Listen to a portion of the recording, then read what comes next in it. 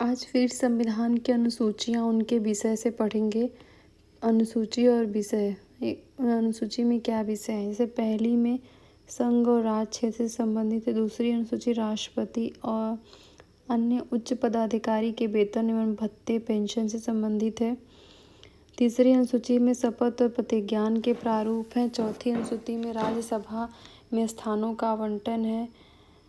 पांचवी अनुसूची में अनुसूचित क्षेत्र, अनुसूचित जनजाति जो SC और ST एरिया होते हैं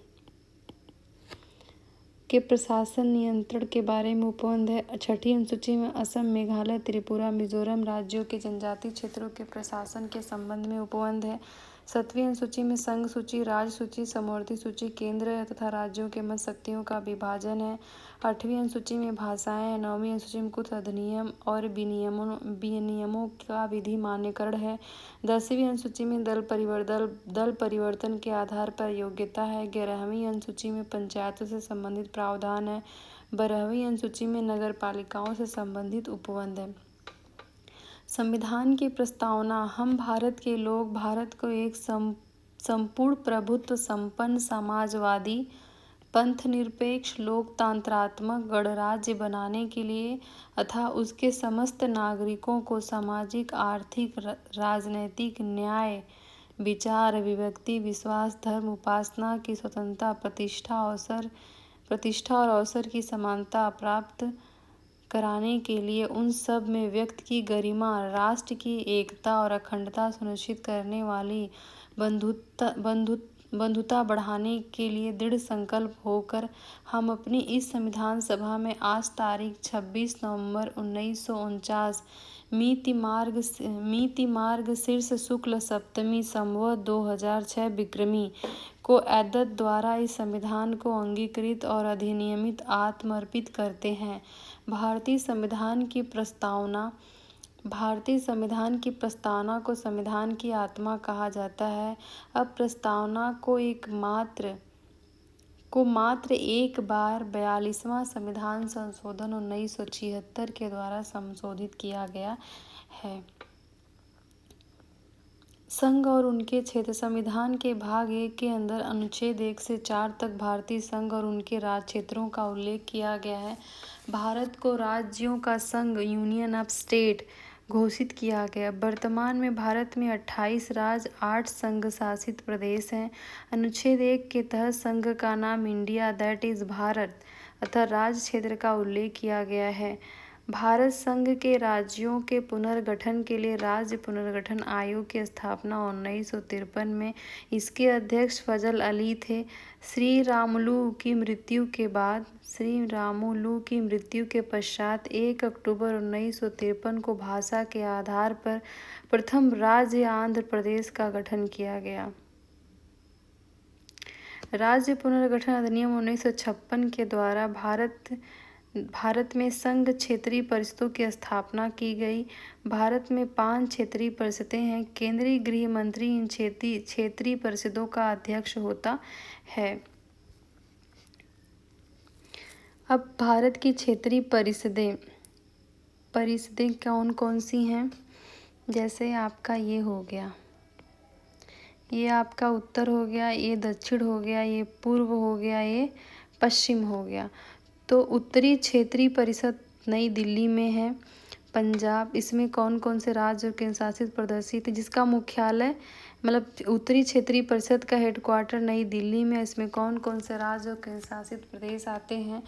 पंजाब, हरियाणा, हिमाचल प्रदेश, राजस्थान, दिल्ली, चंडीगढ़ और जम्मू कश्मीर। दक्षिणी क्षेत्रीय परिषद कहाँ है? यहाँ पे दक्षिणी क्षेत्रीय परिषद चेन्नई में इसका हेडक्वार्टर है। और इसमें कौन कौन से राज्य? केरल, तमिलनाडु, कर्नाटक, आंध्र प्रदेश और पुडुचेरी आता है। पूर्वी क्षेत्रीय परिषद जो है वो कहाँ का, उसका हेडक्वार्टर कहाँ है? मुख्यालय कोलकाता में है। इसमें कौन कौन सा राज्य और केंद्र शासित प्रदेश आते हैं? बिहार, उड़ीसा, पश्चिम बंगाल और झारखंड। पश्चिमी क्षेत्रीय परिषद कहाँ पे? मुंबई में। इसमें कौन कौन से राज्य आते हैं? महाराष्ट्र, गोवा, गुजरात, दमन, दीव और दादर एवं नागर हवेली। मध्यवर्ती क्षेत्रीय परिषद जो है वो कहाँ पे है? वो प्रयागराज में है। उत्तर प्रदेश, इसमें कौन कौन सा आता है? उत्तर प्रदेश, मध्य प्रदेश, झारखंड और छत्तीसगढ़ आता है।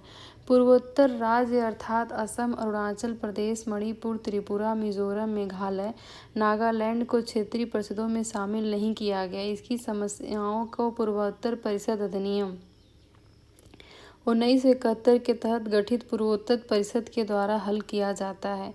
भारत में नए राज्यों का गठन कब हुआ? आंध्र प्रदेश। भारत में नए राज्यों का गठन किस वर्ष हुआ? तो गठन का वर्ष क्या क्या है, राज्य कौन से हैं? जैसे आंध्र प्रदेश। आंध्र प्रदेश का गठन 1 अक्टूबर 1953 को हुआ। गुजरात, महाराष्ट्र दोनों का 1 मई 1960 को हुआ। नागालैंड का 1 दिसंबर 1963, हरियाणा का 1 नवंबर 1966, हिमाचल प्रदेश 25 जनवरी 1971, मणिपुर, मेघालय, त्रिपुरा 21 जनवरी 1972, सिक्किम 16 मई 1975, मिजोरम, अरुणाचल प्रदेश 20 फरवरी 1987, गोवा 30 मई 1987, छत्तीसगढ़ 1 नवंबर 2000, उत्तराखंड 9 नवंबर 2000 और झारखंड 15 नवंबर 2000, तेलंगाना 2 जून 2014 को हुआ। भारतीय संविधान के अनुच्छेद 370 के तहत जम्मू कश्मीर को विशेष राज्य का दर्जा प्राप्त था, जो 6 अगस्त 2019 को राष्ट्रपति के द्वारा जारी आदेश के तहत अनुच्छेद 370 के प्रावधान को समाप्त कर दिया गया। जम्मू कश्मीर पुनर्गठन अधिनियम 2019 के तहत जम्मू कश्मीर को केवल 2 केंद्र शासित प्रदेश जम्मू कश्मीर और लद्दाख में बांट दिया गया, जो 31 अक्टूबर 2019 से प्रभावी है। लद्दाख केंद्र शासित प्रदेश में 2 जिले कारगिल और लेह जिला शामिल है। शेष क्षेत्र जम्मू कश्मीर में शामिल है। 26 जनवरी 2020 को देश 2 केंद्र शासित प्रदेश दादर एवं नगर हवेली, दमन एवं दीव का विलय कर इसे 1 केंद्र शासित प्रदेश दादर और नागर हवेली तथा दमन और दीव बना दिया गया। इसकी राजधानी कहाँ रखी गई? दमन रखी गई। नागरिकता। संविधान के भाग 2 में अनुच्छेद 5 से लेकर 11 तक नागरिकता से संबंधित प्रावधानों का विवरण है। भारतीय संविधान नागरिकों को एकल या एकहरी नागरिकता प्रदान करता। मौलिक अधिकार। संविधान के भाग 3 में अनुच्छेद 12 से 35 तक मौलिक अधिकारों का विवरण है। इन्हें भारत का अधिकार पत्र या मैग्ना कार्टा भी कहा जाता। मूलतः संविधान में कुल 7 मौलिक अधिकार थे। संपत्ति के मौलिक अधिकार को 44वां संविधान संशोधन करके उसको समाप्त कर दिया गया। वर्तमान में संविधान के तहत 6 मौलिक अधिकार प्रदान किए गए, जिनका विवरण इस प्रकार है। पहला, समानता का अधिकार, जिनका विवरण अनुच्छेद 14 से 18 के बीच में है। अनुच्छेद 14 के बारे में, विधि के समक्ष समानता। राज्य भारत के राज्य क्षेत्र में किसी भी व्यक्ति को विधि के समक्ष समानता या विधियों के समान संरक्षण से वंचित नहीं करेगा। 15 क्या है? धर्म, मूल, वंश, जाति, लिंग या जन्म स्थान के आधार पर विभेद का निषेध है। राज्य किसी भी नागरिक के विरुद्ध केवल धर्म, मूल, वंश, जाति, लिंग, जन्म स्थान अथवा इनमें किसी के आधार पर भेदभाव नहीं करेगा। अनुच्छेद 16 में क्या है? लोक नियोजन के विषय में अवसर की समानता। राज्य के अधीन किसी पद पर नियोजन अथवा नियुक्ति से संबंधित विषयों में सभी नागरिकों को समान अवसर प्रदान किए जाएंगे। अनुच्छेद 17, अस्पृश्यता का किसी भी रूप में आचरण करना विधि के अनुसार दंडनीय अपराध घोषित किया गया है। अनुच्छेद 18, उपाधियों का अंत। सेना अथवा विद्या संबंधित सम्मान के अतिरिक्त कोई भी उपाधि राज्य के द्वारा प्रदान नहीं की जाएगी। भारत का कोई भी नागरिक किसी विदेशी राज्य के द्वारा प्रदान की गई उपाधि भारतीय राष्ट्रपति की पूर्व अनुमति से ही स्वीकार करेगा। दूसरा क्या है? स्वतंत्रता का अधिकार। अनुच्छेद 19 से लेकर 22 तक का है। अनुच्छेद 19, वाक्य स्वतंत्रता आदि के विषयक कुछ अधिकारों का संरक्षण। वर्तमान में अनुच्छेद 19(1) के तहत 6 प्रकार की स्वतंत्रता का अधिकार। 19(1) क वाक और व्यक्ति की स्वतंत्रता। 19(1) ख शांतिपूर्ण बिना हथियारों के सम्मेलन की स्वतंत्रता। 19(1) ग संघ या समिति बनाने की स्वतंत्रता। 19(1) घ राज्य के राज क्षेत्र के बिना बाधा के घूमने की स्वतंत्रता। अनुच्छेद 19(1) अंगा भारत के राज्य क्षेत्र के किसी भी भाग में निवास करने और बस जाने की स्वतंत्रता। अनुच्छेद 19(1)(6) जीविका चलाने के लिए कोई भी व्यवसाय, उपजीविका, व्यापार की स्वतंत्रता। अनुच्छेद 20 अपराधों के लिए दोष सिद्धि के संरक्षण के संबंध में है। इसके अंतर्गत 3 प्रकार का स्वतंत्रता वर्णन है। किसी व्यक्ति को अपराध के लिए दोषी तभी माना जाएगा जब किसी प्रवृत्ति, विधि या उस समय लागू जो है उसका अतिक्रमण करता है। किसी व्यक्ति को एक ही अपराध के लिए एक से अधिक बार दंड नहीं दिया जाएगा। किसी व्यक्ति को स्वयं के विरुद्ध गवाही देने के लिए बाध्य नहीं किया जाएगा। अनुच्छेद 21 प्राण और दैहिक स्वतंत्रता का संरक्षण। किसी व्यक्ति को विधि के द्वारा स्थापित प्रक्रिया के अतिरिक्त उसके प्राण या दैहिक स्वतंत्रता के अधिकार से वंचित नहीं किया जाएगा। अनुच्छेद 21 का शिक्षा का अधिकार। राज्य के द्वारा 6 से 14 वर्ष तक के आयु वर्ग के सभी बच्चों को निःशुल्क और अनिवार्य शिक्षा उपलब्ध कराई जाएगी। अनुच्छेद 22 कुछ दशाओं में गिरफ्तारी और निरोध से संरक्षण। किसी गिरफ्तार व्यक्ति को ये अधिकार प्राप्त है, उसे गिरफ्तारी के कारणों से अवगत कराया जाएगा। उसे 24 घंटा के अंदर यात्रा के समय को छोड़कर निकटतम दंडाधिकारी या मजिस्ट्रेट के समक्ष पेश किया जाएगा। तीसरी बात इसमें यह है, उसे अपने विधि व्यवसायी वकील से परामर्श करने और बचाव करने का भी अधिकार है।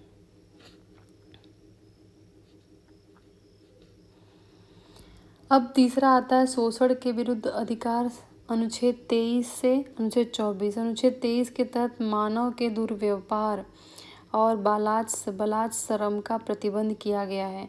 अनुच्छेद 24 में कारखानों, खानों अथवा जोखिम वाले कार्यों में 14 वर्ष से कम आयु वर्ग के बच्चों के नियोजन का प्रतिषेध किया गया है। धर्म की स्वतंत्रता का अधिकार। अनुच्छेद 25 से 28।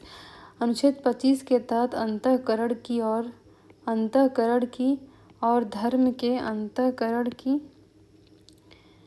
अनुच्छेद 25 के तहत अंतःकरण की और धर्म के आबाद रूप से मानने, आचरण और प्रचार करने की स्वतंत्रता प्रदान की गई। अनुच्छेद 26 के तहत धार्मिक कार्यों के प्रबंध की स्वतंत्रता प्रदान की गई। अनुच्छेद 27 के तहत किसी विशिष्ट धर्म की अभिवृद्धि के लिए करों के संदाय के बारे में स्वतंत्रता प्राप्त की गई। अनुच्छेद 28 के तहत कुछ शिक्षण संस्थाओं में धार्मिक शिक्षा, धार्मिक उपासना में उपस्थित होने के बारे में स्वतंत्रता प्रदान की गई। संस्कृति और शिक्षा संबंधित अधिकार। अनुच्छेद 29 से 30। अनुच्छेद 29 में अल्पसंख्यक वर्गों के हितों का संरक्षण, सुरक्षा संबंधित अधिकार उल्लिखित है। अनुच्छेद 30 के तहत शिक्षा संस्थाओं की स्थापना और प्रशासन करने का अल्पसंख्यक वर्गों को अधिकार प्रदान किया गया। संवैधानिक उपचारों का अधिकार। अनुच्छेद 32 मौलिक अधिकारों को प्रवर्तित कराने हेतु संविधान के अनुच्छेद 32 के तहत सर्वोच्च न्यायालय को 5 तरह की रिट जारी करने की शक्ति प्रदान है। बंदी, प्रत्यक्षीकरण, परमादेश, प्रतिषेध और उत्प्रेषण अधिकार। परीक्षा।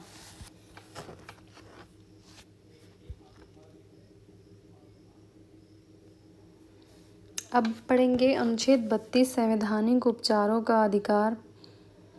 डॉक्टर भीमराव अंबेडकर ने संविधान की आत्मा कहा। अनुच्छेद 32 को राष्ट्रीय आपातकाल। अनुच्छेद 352 में मौलिक अधिकार अनुच्छेद 20 और अनुच्छेद 21 को छोड़कर निलंबित हो जाते हैं। राज्य के नीति निर्देशक तत्वों का उल्लेख संविधान के भाग 4 अनुच्छेद 36 से अनुच्छेद 51 तक किया गया है। इन्हें आयरलैंड के संविधान से लिया गया है। इन्हें लागू करना राज्य की सुविधा पर निर्भर करता है। इन्हें न्यायालयों के द्वारा लागू नहीं किया जा सकता है, अर्थात इन्हें वैधानिक शक्ति प्राप्त नहीं है। अनुच्छेद 38 के तहत व्यवस्था है कि राज्य लोक कल्याण की अभिवृद्धि के लिए सामाजिक व्यवस्था बनाएगा। अनुच्छेद 39 के तहत समान न्याय और निःशुल्क विधिक सहायता की व्यवस्था की गई। अनुच्छेद 40 के तहत ग्राम पंचायतों का गठन किया जाएगा का प्रावधान है। अनुच्छेद 41 के कुछ दशाओं में काम, शिक्षा और लोक सहायता के अधिकार का प्रावधान है। अनुच्छेद 42 के तहत काम की न्याय संगत और मनुचित दशा अथवा प्रसूति सहायता का उपबंध किया गया है। अनुच्छेद 43 के तहत कर्मकारों के निर्वाह, मजदूरी आदि का प्रावधान किया गया है। अनुच्छेद 43 के तहत उद्योग के प्रबंधन में कर्मकारों का भाग लेना वर्णित है। अनुच्छेद 44 के तहत नागरिकों के लिए समान आचार संहिता और अनुच्छेद 45 के तहत 6 वर्ष से कम आयु के बच्चों के लिए प्रारंभिक बाल्यावस्था देखरेख और शिक्षा का उपवन किया गया। अनुच्छेद 46 के तहत अनुसूचित जात, अनुसूचित जनजाति, अन्य दुर्बल वर्गों की शिक्षा और अर्थ से संबंधित हितों की अभिवृद्धि का वर्णन किया गया है। अनुच्छेद 47 के तहत पोषाहार स्तर और जीवन स्तर को ऊंचा करने और लोक स्वास्थ्य में सुधार करने के लिए राज्य के कर्तव्यों का उल्लेख है। अनुच्छेद 48 के तहत कृषि पशुपालन के संगठन से संबंधित प्रावधान किया गया। अनुच्छेद 48 में पर्यावरण का संरक्षण तथा संवर्धन और वन्य जीवों की रक्षा का प्रावधान है। अनुच्छेद 39 के तहत राष्ट्रीय महत्व के स्मारकों, स्थानों, वस्तुओं के संरक्षण का प्रावधान है। 50 के तहत कार्यपालिका न्यायपालिका के पृथक्करण का प्रावधान है। अनुच्छेद 51 में अंतर्राष्ट्रीय शांति और सुरक्षा की अभिवृद्धि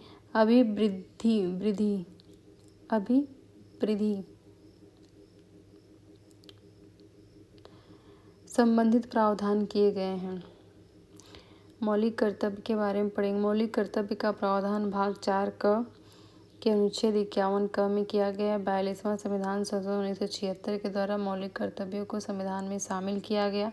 इनको स्वर्ण सिंह समिति की सिफारिश के आधार पर संविधान में शामिल किया गया था। ये सोवियत संघ संविधान से प्रेरित है, यानी यूएसएसआर से लिया गया है।